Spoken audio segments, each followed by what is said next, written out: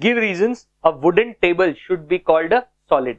Matter in our surroundings में हमने सीखा है कि हमारा 3 टाइप का मैटर होता है, सॉलिड, लिक्विड और गैसेस। तो यहाँ पे अगर सॉलिड के प्रॉपर्टीज वुडन टेबल में है तो wooden table should be called a solid. So a wooden table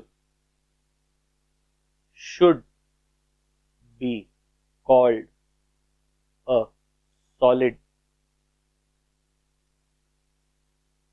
should be called a solid because, so सबसे पहला और सबसे प्रोमिनेंट जो प्रॉपर्टी है वो है solids have a fixed shape and fixed volume.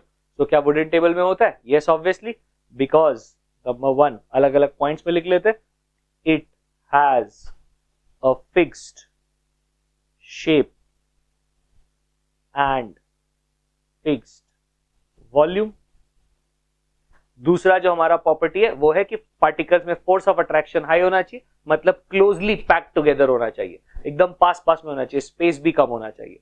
So high force और लो space दोनों को कवर करने के लिए हम लोग एक सिंगल स्टेटमेंट में काम चला सकते हैं, its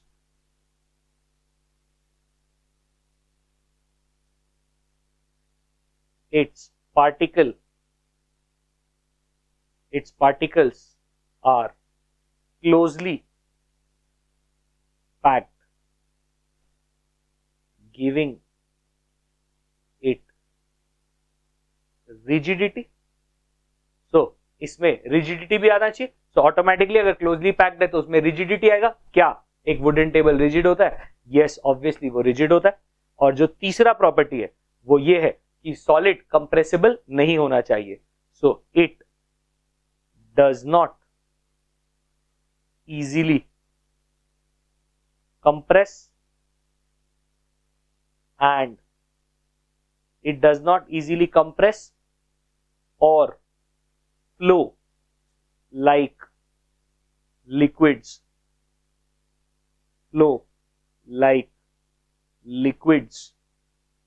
और गैसेस।